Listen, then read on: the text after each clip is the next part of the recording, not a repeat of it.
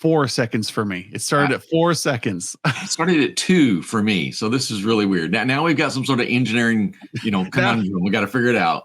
I love how our podcast is like intro is now like, what is the delay on the recording counter in StreamYard? So today we're continuing our 3-part series on the 3 great virtues.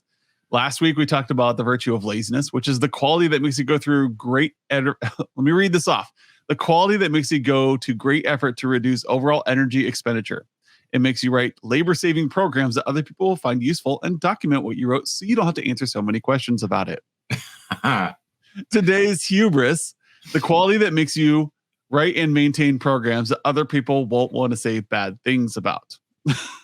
So like I modify these to be my personal like drivers. The last one is impatience, the anger you feel when the computer is being lazy. This makes you write programs that don't just react to your needs, but actually anticipate them or pretend to. When I design things as an engineer, like I always flaunt these because this is a computer science thing. Larry Wall, the author of the Perl programming language, came up with this. You guys should go. There's a website called the3greatvirtues.com. It's been alive forever. And it just has nothing else on it other than these 3 things. So I like to just kind of point out, like, this is something you should incorporate in your life. The 3 great virtues: laziness, impatience, and hubris. Like hubris, I like to make things that other people want to brag about, like either as an artist or as just somebody who is doing nice things. Yes, I like it when other people brag about how cool something is. Yes. And like you as an engineer, like you want to do such a great job with your customer that they brag about what you're doing. I think it was Rackspace. They had fanatical support that was so good that you would just be like, oh my gosh, this is crazy good. Yeah. What you surprise yourself when they actually do answer the phone before like the second ring with a person. And you're like, one ring. Hold on. I'm still drinking coffee. I thought this was going to be a menu. Yep. Yeah. So hubris is something, yes, people are like, man, you have a big ego. You're right. And that's why, like, when you look at our product, I'm not going to build something that, or, encourage something amongst the devs that is just going to be mediocre. This is going to be, oh, that's nice. Okay. It should be something like, oh, wow, this is a big difference. This is exactly what we've been looking for. This is you're hitting the nail on the head here. I want to hear those things from people. Right. And I want to build something that encourages those kind of comments to come back to us. And that's how we know we're doing well. Not just this will do, pair of pliers. Right. Yeah. Oh, this is nice. This fits. This works. I can use this. This is feeling right for me. This fixes our problem. This does, this is the answer we've been looking for. And the cool part about it is sometimes when we're showing people, they don't know that they've been looking for this answer.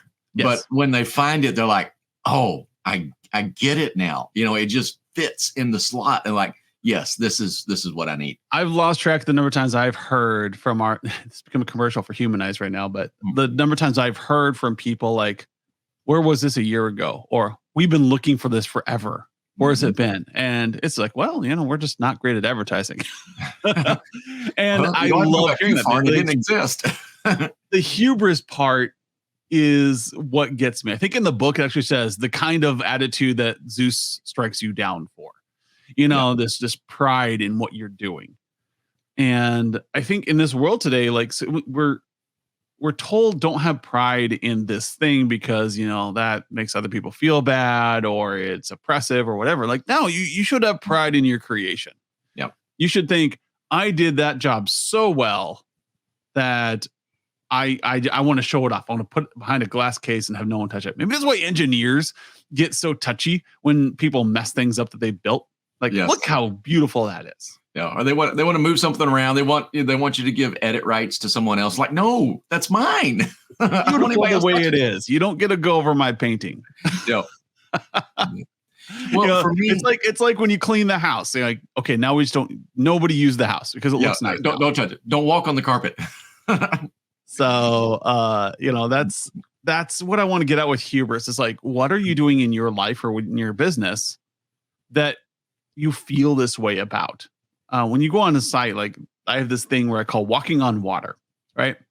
Mhm. An engineer walks into an absolute disaster, just 100% craziness. How am I going to fix this?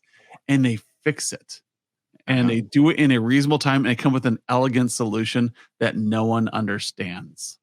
Yep. And there's no one there to say, "Wow, that was so cool." All the end user sees is the internet's now on, Yeah. They're like, okay. and I don't feel seen. Yeah. Yeah. You're in the data center and you get it going. You turn around, you want to high five somebody or, or whatever. You're like, oh, I'm awesome. You Yeah, pat and yourself on the back and you go on to the next item. I really want to that call out that hubris. Like, the thing is, you drove yourself to do something that you're proud of. You drove yourself to exceed expectations and become something like, oh, that's impressive. I like that. That is neat. I love it when that happens. Some people are great at apathy. Sometimes I get mad at my teenagers because they're so apathetic. Like, don't you want to be good at something? Don't you want to drive to be like the best at something, or to do something like, oh, look at this, I created this thing. And that's just teenager thing, apathy. Yeah. Maybe you don't get that drive until you're in your 20s. I don't know. Well, But for me, hubris was, and so this is an odd deal. I've always kind of been a word guy. I like to say I'm a wealth of useless information and, obscure words. I've always read a lot and had a fairly large vocabulary, but for some reason, hubris missed me along the way. And it wasn't until, I don't know, I was late 20s, early 30s that I even learned or heard the word and, understood the definition. And at the time, it was kind of a negative deal. I forget the reference, but, someone younger and the hubris of youth or something like that. And, it was like, yeah, they don't know anything. But as I got a little bit older, I realized that, for easily the first, section of my career, I had quite a bit of hubris. And it could be viewed as a bit of a negative item, but that hubris allowed me to do a lot of really cool things. I walked into so many situations where I was technically not qualified and in some cases didn't have a clue, but my hubris allowed me to walk in there and go, I can fix this.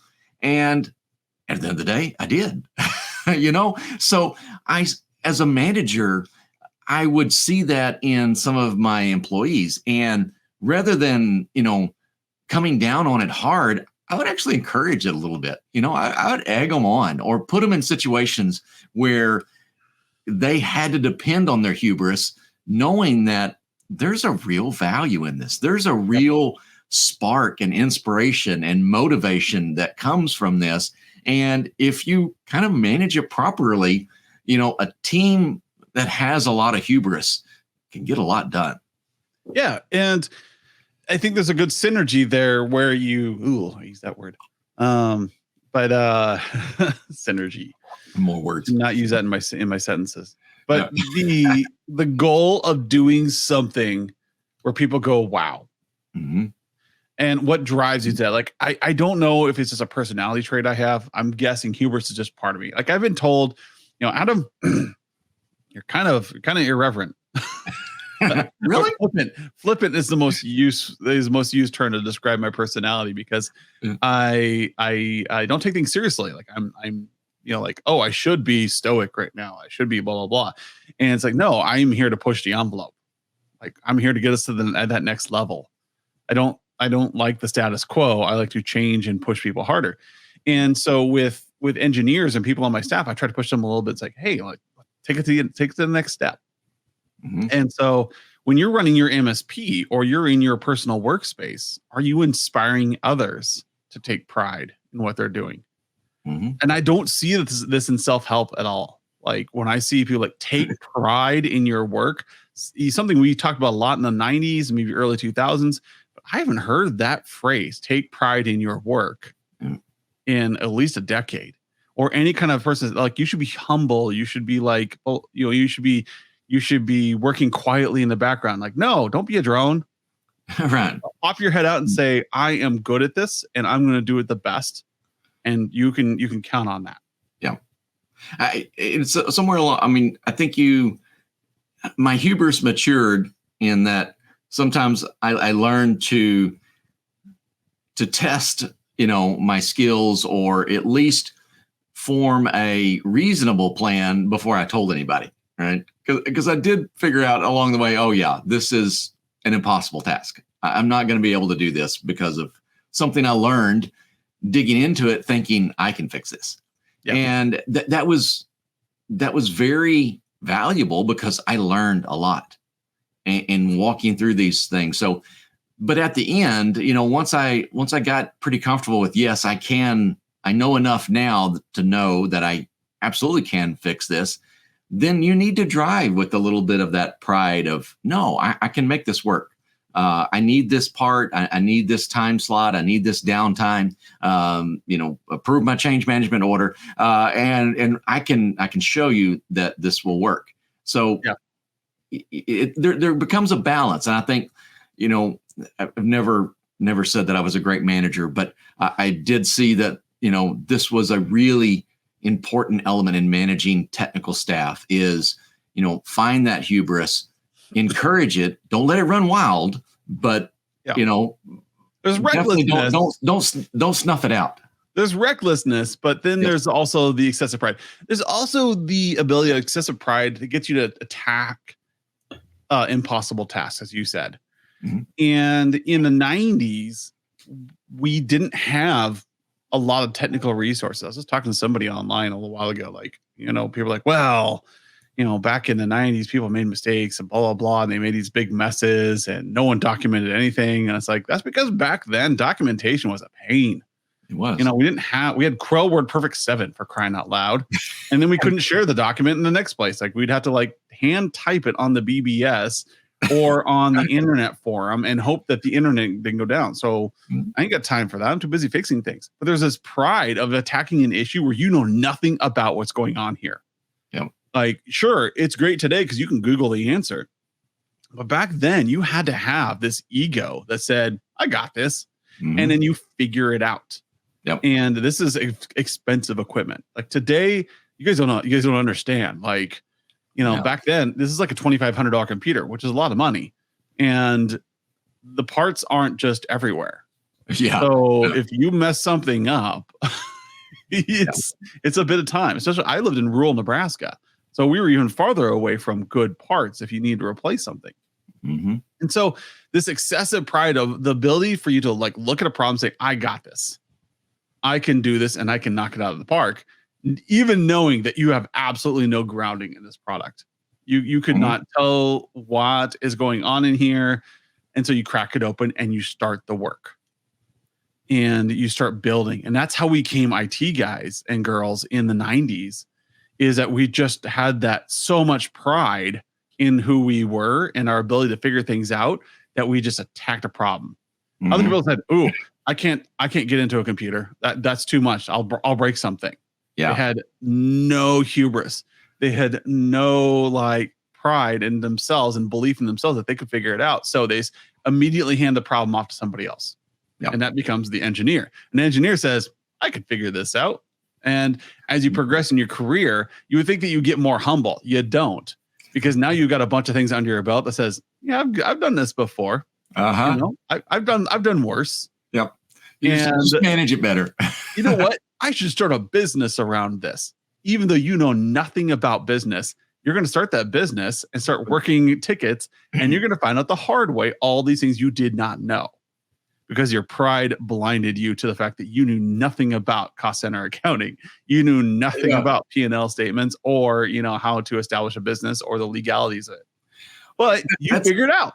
That's actually really good. I mean, so I know a lot of our listeners are MSP owners. If you knew now, if you knew back then what you know now about running a business, would you start a business? And I'm guessing that quite a few would go, no, I wouldn't do it. It would have scared me away. But you have grown and learned and acquired so many skills you didn't know you needed, but that hubris allowed you to do it. You're like, I can figure this out. I would change your statement. Like if I knew now, back then, what I know now, I'd be way better off. Oh yeah, you'd be a lot of knowledge now. Oh yeah. if I were to meet myself, 10 years ago and say, in mind going, hey, I'm going to start a business. Like, dude, you need to step back a second. Uh-huh. Here are the things you need to know. Yep. And that's not mentorship. You should find a mentor and help you through things. And eventually in your life, you get a mentor who's also got a good ego on them too, who can help you through this stuff. But, what is it that you actually need to talk to yourself about back then? Well, if you discourage that person who is an absolute idiot and try to kill their hubris, you would then keep them from learning. Yes. It's that hubris that allows them to take the step into the unknown and do something great that other people will brag about. Not just do something. Some people, I just want to run a business. Some people want to run a business so well that other people brag about it. Oh, this is cool. I really like Humanize IT. They do some fantastic stuff there. I can't wait to see where they're going next year.